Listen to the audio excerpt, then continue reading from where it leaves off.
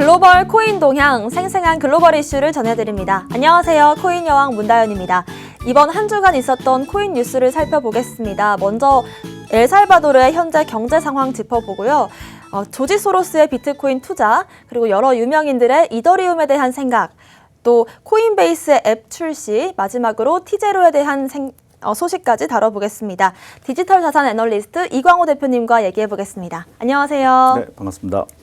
네, 당신이 잠든 사이 글로벌에선 어떤 일들이 일어나고 있을까요? 바로 첫 번째 기사로 확인해 보시죠. 첫 번째 기사는요. El Salvador's $1 billion financing plans from IMF on hinges amid Bitcoin adoption. IMF가 엘살바도르에 10억 달러 규모의 지원 프로그램을 준비 중이라고 합니다. 네, 엘살바도르에 관련된 기사인데요. 어떤 내용인가요? 네, 엘살바도르가 IMF로부터 10억 불을 빌리려고 하고 있다라는 그런 기사입니다. 예. 왜냐하면 엘살바도르가 코로나19의 영향 때문에 현재 경제가 상당히 많이 침체가 됐는데 네. 이걸 좀 되살리기 위해서 자금이 좀 필요한 상황인 것 같습니다. 이미 IMF로부터 4월 달에 3억 8,900만 불을 빌린 적이 있거든요. 네. 그런데 그 이후에 다시 자금을 빌리려고 하는데 그 사이에 엘살바도르가 비트코인을 법정화폐로 만드는 그런 발표를 했잖아요. 맞습니다. 예. 그래서 IMF가 조금 난색을 표하는 것 같습니다. 네. 지금 방금 말씀하신 것처럼 자금을 조달한 지 얼마 되지 않았는데 지금 또 한 번 10억 달러의 규모 자금을 조달한다는 건 경제 상황이 많이 좋지 않은가 봐요. 네, 그렇기도 하고요. 그리고 법정화폐로 전환을 하기 위해서는 금융 환경을 좀 변화시켜야 되는데 네. 지금은 달러만이 유일한 법정화폐거든요. 네. 그런데 달러에다가 이제 비트코인을 같이 법정화폐로 하다 보니까 이 통합적인 금융 환경을 구축해야 되잖아요. 네. 그래서 그거에 대해서도 돈이 필요한 것 같아요. 아, 법정 통화로 채택을 했지만 아직 실현되진 않은 거죠. 한 9월부터 실행이 되는 건가요? 네, 네. 3개월 유예 기간이 있었고요. 그래서 9월 7일까지 이 금융 통합 환경을 만든다라고 선언을 했고요. 네. 지금 뭐 얼마 안 남았죠. 예, 9월 7일부터 시작을 할 건데요. 근데 그 세계은행, 보통 이 법정화폐를 구현하기 위해서는 세계은행과 IMF의 도움이 필요해요. 그래서 네. 세계은행에 도움을 요청했는데 세계은행은 거절을 했고요. 네. 그래서 IMF는 어떤 조건을 내걸었는데 이미 빌린 그 자금에 대해서 이자를 좀 더 높여주면 네. 승인을 할 수도 있겠다라고 얘기를 했습니다. 그 말은 이제 이자를 좀 더 내면 생각을 해보겠다 이렇게 받아들이면 되는 건가요? 네, 이제 네. 비트코인을 법정화폐로 채택했기 때문에 그 리스크가 좀 더 커졌다라고 생각을 한 거고요. 네. 그럼 리스크가 커진 만큼 이자율이 좀 올라가야 된다라고 얘기를 한 것 같습니다. 네. 예. 이에 따라서 그 맥스 카이저라는 사람은 네. 그 비트코인 지열 채굴장 관련해서 채권을 발행해서 돈을 조달하는 게 어떠냐 이런 네. 조언도 했고요. 그리고 중앙아메리카 경제통합은행에서는 지원을 하겠다는 의사를 밝혔다고 합니다. 네. 맞습니다. 방금 말씀하셨지만 세계은행은 좀 부정적인 입장인 것 같아요. 근데 또 IMF 대변인인 게리 라이스도 비트코인의 법정 통화 채택은 아주 신중한 분석이 필요하다면서 거시경제적, 재정적, 또 법적인 문제까지 야기할 수 있다라고 말을 했는데 이런 말만 들어보면 IMF의 입장도 그렇게 긍정적이진 않구나 이런 생각이 드는데 맞게 이해한 걸까요? 네, 그렇죠. 네. 왜냐하면 IMF가 그 여러 나라에 자금 지원을 하는 국제 기구잖아요. 네. 그런데 여기서 이제 갑자기 외환이 아닌 비트코인이 네. 어떤 특정한 나라의 이제 외환처럼 되는 거기 때문에 IMF 입장에서도 상당히 리스크가 있다라고 보고 있고요. 네. 그래서 어제 기사에 보면 또 일본은 이 비트코인을 엘살바도르의 법정화폐, 즉 외환으로 아직까지 인정할 계획이 없다라고도 네. 밝혔습니다. 근데 또 미국의 또 이제 차관이 이 IMF와 엘살바도르 사이에 협상이 좀 잘 이루어졌으면 좋겠다라고 또 이제 어제 그런 또 긍정적인 기사도 나왔습니다. 네. 근데 우리 또 그러니까 우리 투자가 분들은 또 이런 생각을 할 거예요. 이러다가 그 엘살바도르가 갑자기 이 법정화폐로 만들기로 한 것을 철회하면 네. 이 비트코인이 다시 엄청난 하락을 받지 않을까 이렇게 생각을 할 수가 있을 것 같은데요. 그렇습니다. 예, 지금까지 나온 그 기사로는 좀 철회할 생각은 없는 것 같습니다. 네. 왜냐하면 부켈레 대통령이 그 엘살바도르를 라틴 아메리카의 스위스로 만들고 싶다라는 포부를 밝혔습니다. 큰 포부네요. 네. 네. 저희가 이제 스위스라고 하면 부자들이 거기다가 이제 자금을 예치하잖아요. 상당히 안전하다라고 생각을 할 것 같아요. 네. 그래서 엘살바도르가 비트코인이 법정화폐이기 때문에 요 비트코인에 대한 자본이득세를 물지 않겠다라고 네. 얘기를 했고요. 그리고 이 국민들이 비트코인 지갑을 만들면 그 지갑에다가 $30씩 이렇게 넣어주겠다라고 네. 얘기를 했습니다. 즉, 이 비트코인의 확장을 좀 가속화시키겠다는 얘기도 되고요. 그리고 이 암호화폐에 대한 세금을 물지 않으니까 이왕이면은 세금을 물지 않는 곳에다가 암호화폐를 넣는 게 더 유리하잖아요. 네. 그래서 많은 자본이 엘살바도르로 들어오는 것을 좀 환영하는, 유도하는 그런 정책이라고 생각합니다. 이 기사를 꼭 부정적으로만 볼 필요도 없는 것이 이렇게 다른 긍정적인 영향들도 있을 것 같습니다. 첫 번째 기사 살펴봤고요. 두 번째 기사도 살펴보겠습니다. George Soros Family Office starts trading Bitcoin. 조지 소로스 펀드가 비트코인 거래를 시작했습니다. 아주 유명한 헤지펀드라고 하는데 어떤 그룹인가요? 네, 조지 소로스라고 한다면 일단 1930년생, 네. 지금 나이로 이제 90이 넘습니다. 오, 예, 워렌 버핏과 지긋하시군요. 동갑입니다. 네. 네. 그래서 이 환투기로 상당히 유명한 퀀텀펀드라는 헤지펀드를 갖고 있었고요.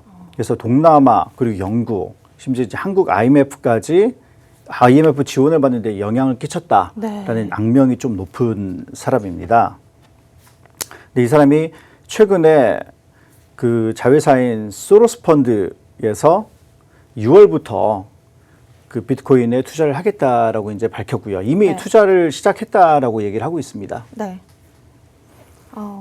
억만장자이자 오래된 이 유명한 가문 조지 소로스에서 이제 비트코인 투자를 시작했다라는 의미인데 이분들의 투자 방식이 좀 독특하다고 들었어요. 어떤 투자 방식인가요? 네, 헤지펀드라고 하는 것은 무언가를 위험을 회피하겠다라는 이제 그런 입장이잖아요. 네.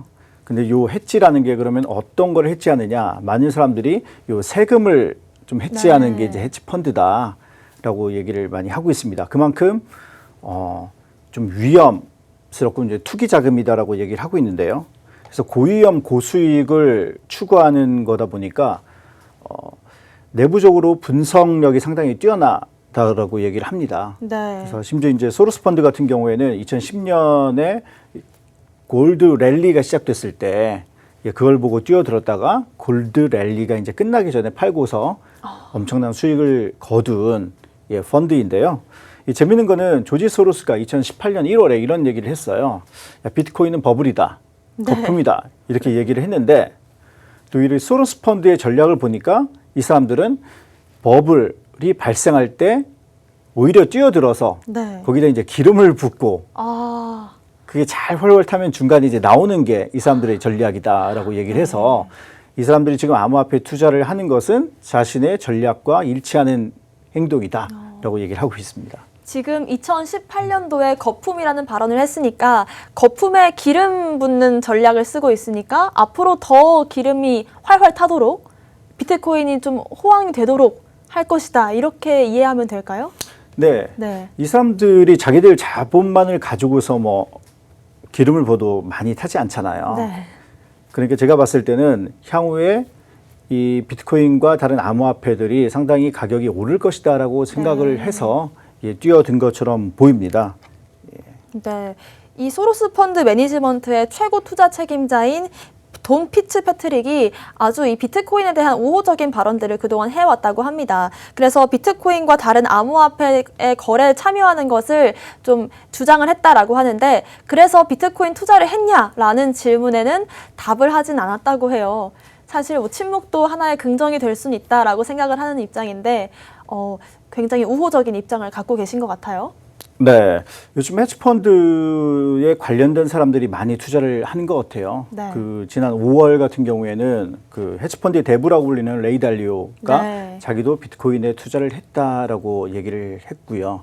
예, 지금 뭐 소로스 펀드도 들어온 거 보면 이 향후에 다시 한번 좀 이 암호화폐 랠리가 시작되는 게 아닌가라는 기대감을 좀 주고 있습니다.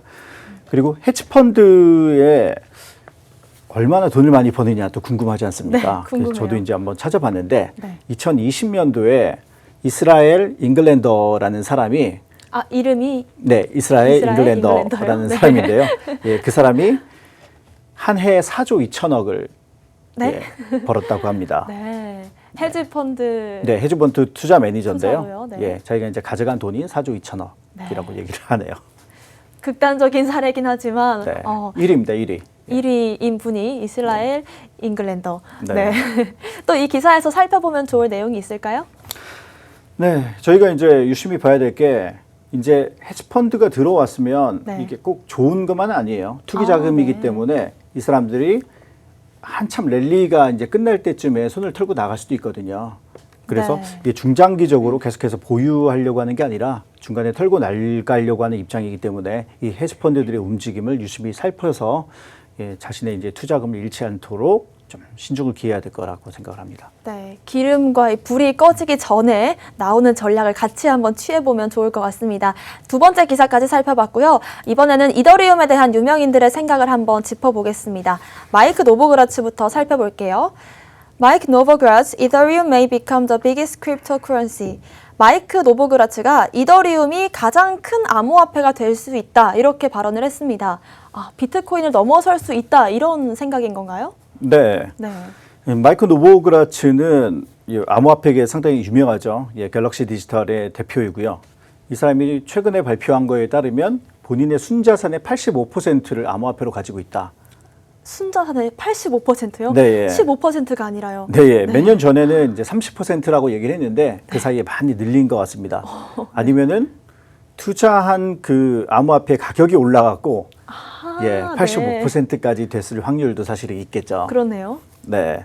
이 사람이 얘기를 하기로는 비트코인은 아름답게 설계된 가치 저장소다. 하지만 이제 웹 3.0 차원에서 이제 기본 계층인데 네. 이더리움과 같은 플랫폼은 이 위에 기본 계층 위에 이제 깔려 있는 거라서 그 위에 많은 것들이 만들어질 수 있다라고 네. 얘기를 하고요. 이 이더리움의 뭐 경쟁자로는 뭐 솔로나라든지 뭐 폴카닷이라든지 뭐 테라 등이 있지만 네. 결국 5년 후면 우리가 이더리움 위에서 정말 놀랄 만한 것들이 구현된 것을 볼 수 있을 거다라고 네. 얘기를 하면서 예, 이더리움을 극찬했습니다. 네. 그리고 또 이 시장 조정에 불안감을 느끼지 않냐라는 질문에도 그렇지 않다 이렇게 대답을 하기도 했어요. 굉장히 암호화폐 시장에 긍정적인 입장을 고수하고 계신 분이겠죠. 네. 저도 2018년에 이제 암호화폐가 이렇게 엄청나게 이제 급락을 했을 때 네. 그때 마이크 노보그라츠가 그런 얘기를 했어요. 암호화폐 시장을 봐서 나는 당분간은 암호화폐에 투자하지 않겠다라고 발언을 했었거든요. 네. 그래서 저도 그냥 스치듯 그 기사를 읽었는데 그 이후에 암호화폐 가치가 거의 한 80% 급락하는 걸 보고 이 마이크 노보그라츠는 좀 살펴볼 필요가 있는 사람이다라고 네. 생각을 했습니다. 이 마이크 노보그라츠와 입장이 비슷한 분의 기사를 하나 더 가지고 왔는데요. 짐 크레이머입니다. 이분의 기사도 한번 살펴볼게요. Mad Money's Jim Cramer moves from Bitcoin to Ethereum, says it's more of a currency. 비트코인을 팔고 이더리움으로 넘어갔다라고 하는데 이분의 입장은 어떤 스탠스인가요? 예, 요 짐 크레이머는 이더리움이 보니까 화폐처럼 정말 많이 사용하는 것 같다. 네. 그러니까 비트코인은 가치 저장소인데 최근에 NFT가 이제 뜨면서 NFT 구매는 대부분 이더리움으로 거래가 되거든요. 맞습니다. 그래서 이더리움이 많이 사용되는 걸 보니까 향후에 이더리움이 더 전망이 있는 것 같다. 네. 그래서 자신이 갖고 있는 비트코인을 다 팔고 이더리움을 구매를 했습니다. 네. 그래서 향후에 이더리움을 자기도 계속해서 구매를 할 계획이다라고 얘기를 했고요. 그래서 많은 투자가들한테 최소한 자산의 한 5% 정도는 암호화폐에 투자를 해라라고 얘기를 하고 있다고 합니다. 사실 이 기사를 보면서 이분이 어느 정도의 영향력을 갖고 계신 분인지 궁금해서 찾아봤더니 어마어마한 분이시더라고요. 거의 워렌 버핏과 어깨를 나란히 하시는 걸로 봤는데 맞나요? 네. 예. 그 CNBC 주식 방송 매드머니의 이제 진행자인데 네. 그 워렌 버핏, 매티 그리스펀과 함께 세상에서 이제 돈에 대해서 가장 잘 알고 있는 3인에 선정이 됐다라고 네. 얘기를 합니다. 이 사람의 이력을 보면 상당히 특이합니다. 그 하버드 로스쿨 나왔거든요. 네. 하버드 로스쿨에서 이제 박사학위까지 땄는데 자기가 공부를 하다 보니까 이게 돈을 별로 못 벌더래요. 네. 그래서 어떻게 하면 돈을 벌 수 있을까를 생각하면서 그때부터 금융 공부를 했고 이제 로스쿨에서 이제 나오자마자 이제 변호사 자격증을 갖고 있죠. 네. 이 사람이 월스트리트에서 이제 골드만삭스에 취업을 했습니다. 네. 그래서 그 이후에 본인의 헤지펀드를 운영하면서 1987년부터 2000년까지 한 10년에 걸쳐서 매년 수익률이 31%를 기록했다고 합니다. 매년 31%요? 네. 네. 그래서 엄청난 전설이죠. 네. 예. 그래서 이 사람이 이제 은퇴를 하고 이 CNBC의 이 매드머니라는 방송을 진행을 하고 있는데요. 네. 이 팡이라는 용어를 아시죠? 네, 주식에서 많이 쓰는 용어죠. 네, 예. 페이스북, 아마존, 애플, 넷플릭스, 구글을 네. 얘기하는 신조어인데요. 이 팡이라는 신조어를 만든 사람도 이 짐 크레이머라고 얘기를 합니다. 이거 아주 많이 쓰는 용어인데 이분이 창시자다. 네. 엄청 영향력이 있는 분인데 이런 분이 이더리움을 크게 옹호하고 있다는 점이 저희가 주목해 볼 만한 점이겠죠. 네, 그렇죠. 네. 사실 돈이라는 거는 많이 쓰면 쓸수록 그 가치가 이제 올라간다라고 볼 수 있잖아요. 네. 근데 이더리움은 어떻게 보면은 암호화폐계에서 가장 많이 쓰는 네. 그 돈과 같은 역할을 하는 게 사실입니다. 예. 그래서 그런 측면에서 이 이더리움을 옹호하는 것 같아요. 네, 특히 요즘 NFT에서 많이 사용이 되고 있으니까요. 그런데 또 이 두 분과는 다르게 반대 입장을 내비치는 분도 있습니다. 우리가 잘 알고 있는 잭 도시인데요. 트위터 CEO 잭 도시 keeps saying no to Ethereum. 이더리움 기반 NFT 발행에도 잭 도시는 이더리움 투자 안 한다. 이렇게 되게 단호하게 얘기를 했어요. 그렇죠? 네. 네. 이분이야 워낙 뭐 비트코인을 사랑하는 걸로 유명하긴 한데 어떤 입장인가요? 예, 그 잭도 씨가 현재 트위터 CEO뿐만 아니라 그 스퀘어라는 예, 금융 결제 공동 그 창업자시죠? 네, 시스템 CEO이기도 한데요. 예. 이 마이크 노보그라츠도 이더리움으로 돌아섰다. 네. 그래서 조만간 잭도 씨도 돌아설 거라는 그 트위터 댓글에다가 노라고 이제 얘기를 한 거예요. 단호하게 점까지 찍었어요. 네. 그래서 자기가 향후에도 이더리움을 살 생각은 없다. 나는 무조건 비트코인에만 투자를 할 거다. 네. 지금도 비트코인만 가지고 있다라고 얘기를 했습니다. 이런 사람이 이제 비트코인 맥시멀리스트라고 얘기를 하죠. 이더리움보다는 무조건 비트코인. 네. 그 이유가 뭐 특별히 있을까요? 자기는 그 비트코인이 세상을 바꿀 수 있는 유일한 암호화폐라고 생각을 한다라고 유일한, 네, 얘기를 하고요. 이후에 뭐 입장이 바뀔 수도 있을 것 같은데 아직까지는 좀 비트코인이 암호화폐를 대표하기 때문에 예, 그런 입장을 가지고 있는 것 같습니다. 네. 또 이제 앞으로 일론 머스크와 토론도 할 예정이라고 하는데 잭 도시는 정말 비트코인을 사랑하는구나 이런 생각이 들었습니다. 이렇게 세 명의 유명인들 이더리움에 대한 생각 들어봤고요. 다음 기사로 넘어가 보겠습니다. 코인베이스 관련된 기사인데요. Coinbase reveals plans for crypto app store amid global refocus. 코인베이스가 암호화 앱스토어 출시 계획을 발표했습니다. 네, 어떤 기사인가요? 네, 코인베이스 CEO인 이제 브라이언 암스트롱이 나는 코인베이스를 그 암호화폐 시장에 이제 애플로 만들고 싶다라고 네. 얘기를 했어요. 그래서 애플은 그 앱스토어가 있는데 그 아이폰에서 나오는 모든 앱을 다 애플이 개발하는 건 아니거든요. 네. 그래서 애플은 앱스토어 안에서 개발자들에게 수익을 창출할 수 있는 기회를 주고 네. 그리고 고객들도 이런 혁신적인 솔루션에 접근할 수 있는 기회를 주고 있다라는 걸 보고서 네. 이 코인베이스도 그러한 역할을 하고 싶다라고 얘기를 했습니다. 그러니까 애플이 개발자들과 사용자들에게 혁신적인 기회를 주는 것처럼 암호화폐 시장에서는 코인베이스가 그런 역할을 할 것이다라는 입장이고요. 또 D앱에서 이미 실행되고 있는 수십억 달러의 경제 활동이 있다라는 발언도 했습니다. 또 어떤 발언들을 했을까요? 예, 지금 코인베이스에 올라가 있는 그 암호화폐 수가 그렇게 많지 않잖아요. 네. 예. 그래서 향후에 코인베이스가 지원하는 암호화폐 수를 대폭 늘리겠다. 그리고 그 상장 기간도 상당히 단축시키겠다라고 얘기를 했습니다. 네. 지금까지 그 보면은 상장을 위한 이제 법적 검토에 70가지 질문을 하고 있었다고 해요. 네. 그럼 당연히 70개 질문에 대해 답을 하다 보면은 그거를 검토하면서 상당히 상장 기간이 늘어지겠죠. 네. 근데 그거를 이제 12개로 줄여서 그 검토 기간을 빠르게 만들겠다라고 얘기를 했고요. 네. 그리고 커스터디 서비스와 디파이에 주력하겠다라는 언급도 했습니다. 네. 그래서 커스터디 서비스가 많은 사람들이 그냥 암호화폐를 그냥 받아들이는 저장하고 있는 게 무슨 돈이 될 거냐라고 생각할 수도 있는데요. 그 커스터디 서비스는 두 가지 수익 모델이 있는데요. 네. 그 첫 번째는 그 수수료를 받는 그냥 뭐 은행과 같은 은행 계좌와 같은 역할이고요. 두 번째는 그 예치된 자금을 운용하면서 돈을 버는 게 있습니다. 아, 네. 즉 이제 바이낸스 같은 경우에는 그 커스터디 서비스를 가지고서 다양한 파생 상품을 만들어서 운영을 하고 있거든요. 네. 그래서 이 바이낸스와 같이 향후에 코인베이스도 그 디파이를 이용한 자금 운용을 하겠다라고 얘기를 했어요. 네.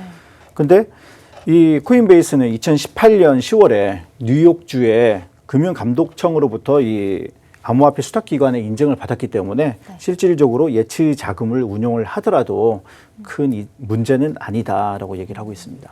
커스터디로 수익을 내는 방법까지 설명을 해주셨는데 확실히 코인베이스가 글로벌 기업이 되려고 하는 이 열망을 엿볼 수 있는 기사였습니다. 마지막 기사까지 빠르게 살펴볼게요.